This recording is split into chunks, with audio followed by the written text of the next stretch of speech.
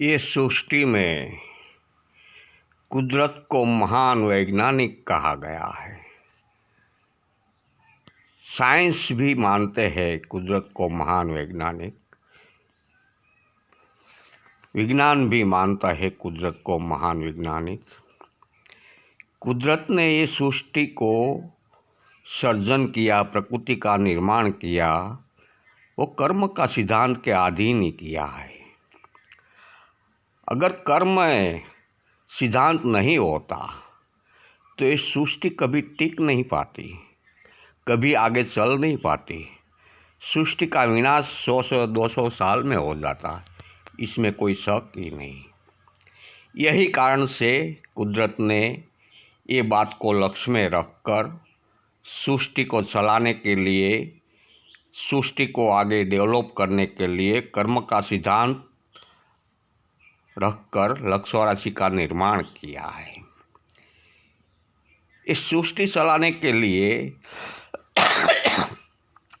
धर्मी मानवों की भी ज़रूरियात है, अधर्मी मानवों की भी ज़रूरियात है, सत्कर्मी मानवों की भी ज़रूरियात है और दुष्कर्मी मानवों की भी ज़रूरियात है। ये सभी प्रकार के मानव नहीं होता तो ये सृष्टि में कभी अच्छा या खराब कभी निर्माण नहीं हो सकता।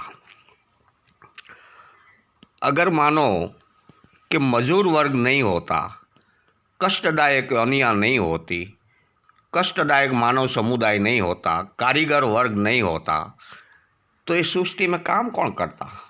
खेती कौन कर सकता? कारीगराई कौन करता? उद्योग फैक्ट्रियों में कारीगरों कहाँ से लाते? इस सभी के लिए धर्मी और अधर्मी, सत्कर्मी और दुष्कर्मी मानवों की ज़रूरियात होती है। तभी ये अधर्मी लोगों, दुष्कर्मी लोगों कष्टदायक योनि में जाएंगे और दिन भर पसीना पाड़कर 250 से 300 रुपया मिलेंगे, तब वो काम करेंगे।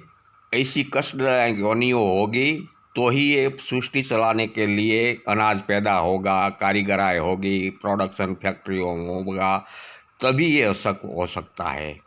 नहीं तो ये मजदूर वर्ग नहीं होता, गरीब वर्ग नहीं होता, दिन भर मेहनत करने वाला, काम करने वाला नहीं होता तो अनाज कहाँ से उत्पन्न होता? कारीगर नहीं होता तो फैक्ट्रियों में प्रोडक्शन कहाँ से होगा?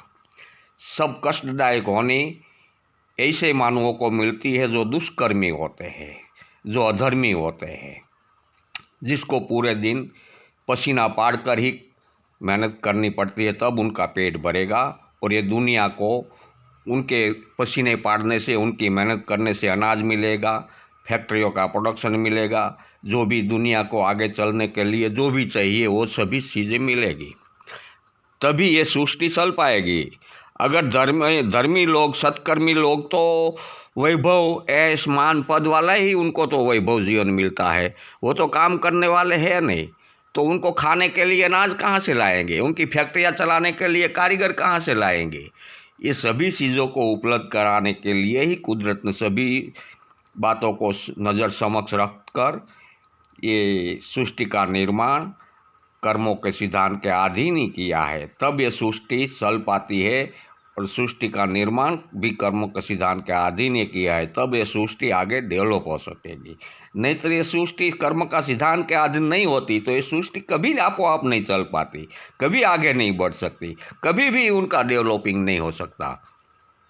इसलिए ही वैज्ञानिकों ने भी माना है, साइंस ने भी माना है कि ये दुनिया में, ये सृष्टि में कुदरत जैसा महान वैज्ञानिक कोई हुआ नहीं है, कोई पैदा भी नहीं हुआ है। कि जब तक मानव को कोई ज्ञान का भी ग्रंथि कोई भी नहीं होती थी, तब ये लोगों ने ये सृष्टि चलाने के लिए, सृष्टि डेवलप करने के लिए कितनी उसके विचारधारा उसने चलाई होगी, और विचारधारा के अधीन कर्म का सिद्धांत के अधीन लक्ष्य राशि का निर्माण किया। ये लक्ष्य राशि का निर्माण करने से ही ये सृष्टि चल पाती है, नहीं तो ये सृष्टि कभी चल नहीं पाती, सृष्टि आगे ही नहीं बढ़ सकती। यही कर्म का सिद्धांत का रहस्य है। कर्म का सिद्धांत नहीं होता तो ये सृष्टि रुक जाती, अवश्य रुक जाती। काम करने वाला ही कोई नहीं मिलता तो कहाँ से आगे जीवन बढ़ता।